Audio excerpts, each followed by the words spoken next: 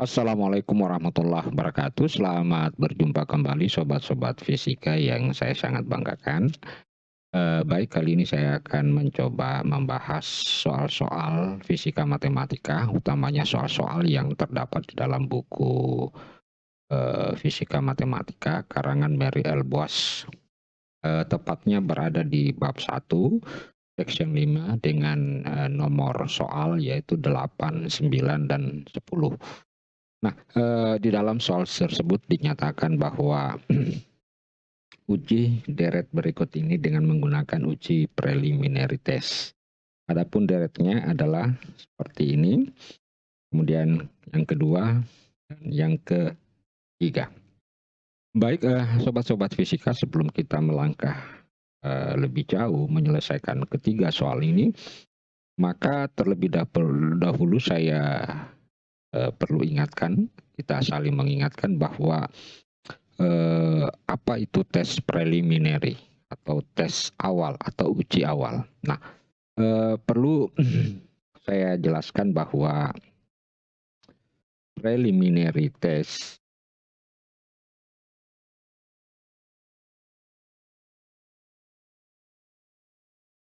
atau biasa juga kita sebut dengan uji awal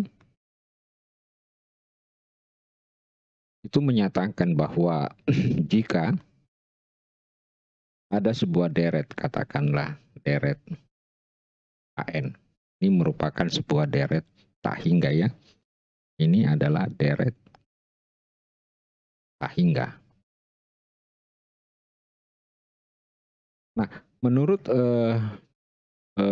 prinsip daripada preliminary test yaitu pertama, ya, jika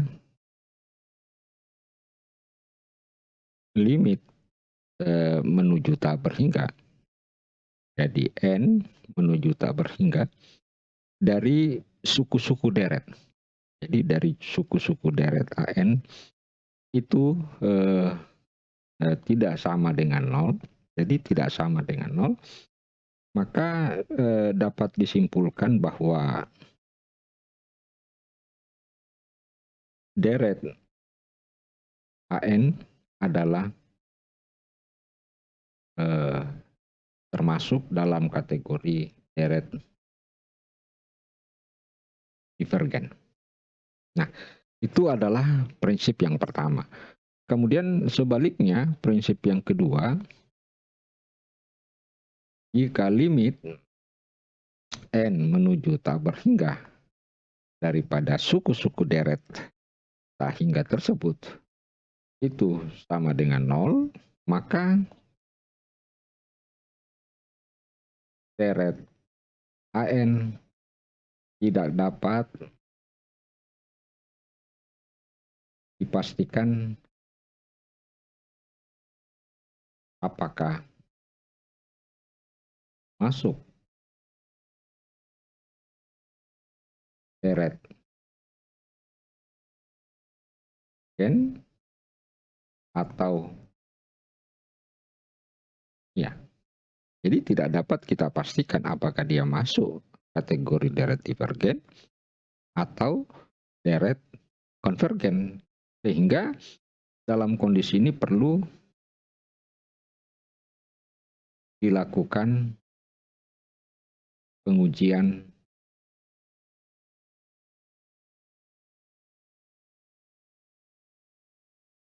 lainnya.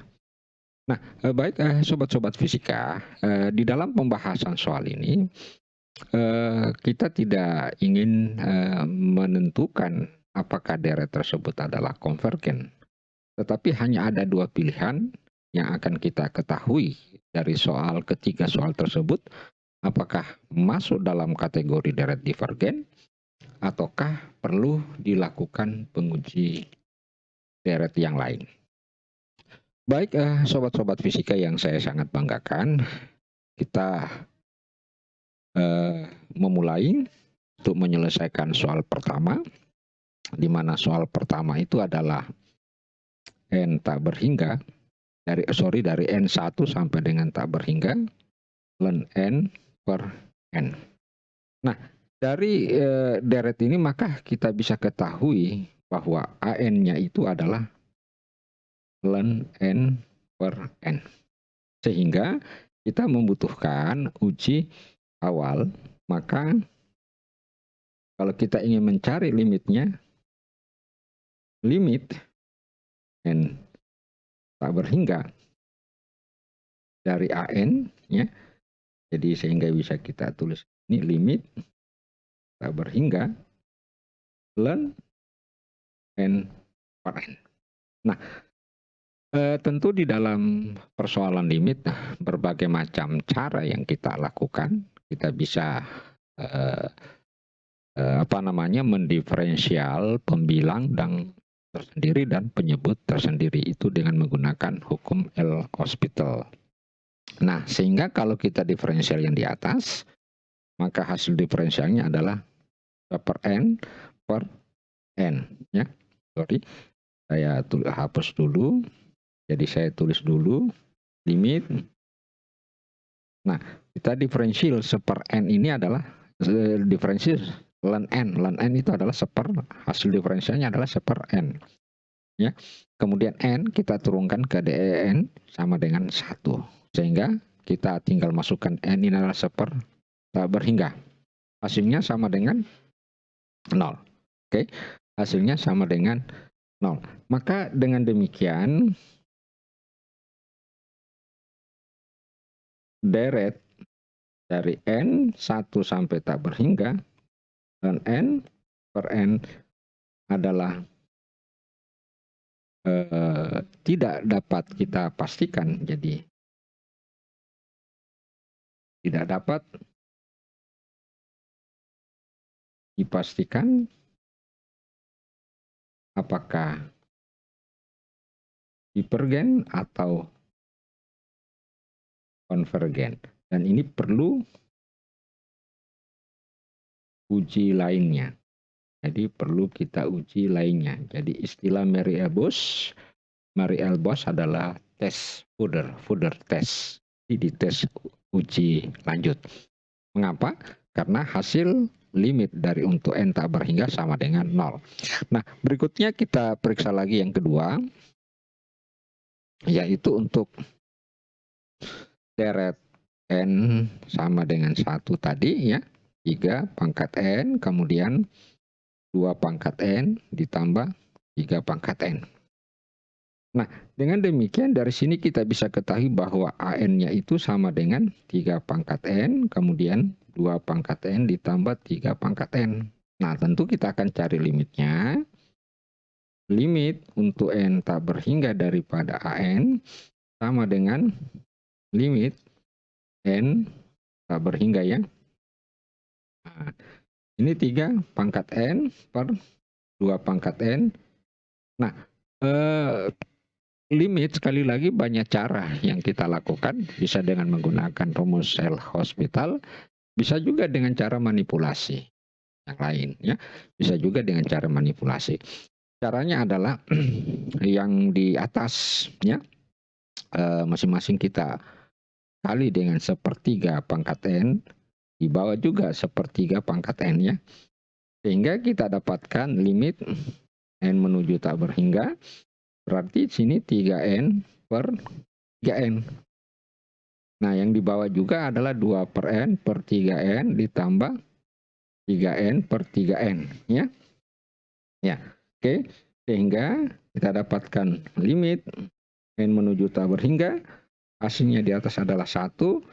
Ini 2 pangkat n per 3 pangkat n ditambah 1. Sehingga kalau kita kalkulasi ini hasilnya sama dengan 1. Kenapa? Karena nilai ini sama dengan 0. Mengapa sama dengan 0? Ya, mengapa sama dengan 0? Perlu saya jelaskan. 2 pangkat n per 3 pangkat n itu tak lain adalah 2 per 3 pangkat n. Nah, ini kalau kita nyatakan dalam bentuk desimal adalah 0,67 dan 0,6 dan seterusnya di pangkat n. Nah, perlu kita ketahui karakteristik dari sebuah bilangan, ya. bilangan 0, bilangan desimal 0, ya, 0, kalau 0, pangkatnya membesar, maka hasilnya mengecil. Jadi kalau bilangan pangkat pada sebuah pecahan yang kecil daripada 1, kalau dipangkatkan itu hasilnya semakin mengecil. Jadi kalau seperti kayak halnya 0,6, makin membesar nilai pangkat n-nya, maka hasil pangkatnya itu akan semakin kecil. Karena semakin kecil lama-kelamaan, karena tak berhingga, dia akan mendekati 0. Nah, itulah sebabnya yang di sini ini sama dengan 0, ya. Oke, dengan demikian kita sudah bisa dapatkan bahwa nilai limitnya itu adalah 1. Oke. Nah, karena limit apa? Limit n menuju tak berhingga 3n 2 pangkat n, 3n sama dengan 1, maka deret n 1 tak berhingga 3 pangkat n, 2 pangkat n ditambah 3 pangkat n adalah deret apa? Dia adalah masuk dalam kategori deret divergen. Kenapa? Karena tidak sama dengan 0. Oke. Jadi kita sudah bisa selesaikan nomor 9. Nah, selanjutnya kita lihat lagi nomor 10. Sigma n 2 tak berhingga 1 dikurang p per n kuadrat. Berarti an-nya ini sama dengan 1 dikurang p per n kuadrat. Oke. Nah, dengan demikian kita ingin tentukan limitnya tak berhingga dari an adalah limit n menuju tak berhingga, kemudian 1 per n kuadrat. Nah, kalau bentuk persamaannya seperti ini, tidak perlu kita lakukan manipulasi dan lain sebagainya apa. Kita tinggal memasukkan nilai n, mengganti nilai n dengan tak berhingga. Sehingga kita dapatkan tak berhingga pangkat 2 sama dengan 1 kurang 0. Hasilnya sama dengan 1. Ya, karena limit n menuju tak berhingga 1 sama dengan 1 per n kuadrat sama dengan 1, tidak sama dengan 0, maka kita dapat nyatakan bahwa deret daripada 1 dikurang 1 per n kuadrat dari 2 sampai tak berhingga adalah deret karena tidak sama dengan 0, ya, deret divergen. Mudah kan sobat-sobat fisika yang saya sangat banggakan? Jadi untuk hal ini kita hanya memiliki pengetahuan tentang bagaimana mengoperasikan limit. Baik, sobat-sobat fisika yang saya sangat banggakan, mudah-mudahan penyelesaian ketiga soal ini memberikan tambahan ilmu kepada sobat-sobat fisika yang sangat saya banggakan, dan utamanya memiliki keberkahan bagi kita semua. Baik, sobat-sobat fisika, saya akhiri. Mohon maaf atas segala kekurangannya. Dan sekian. Assalamualaikum warahmatullahi wabarakatuh.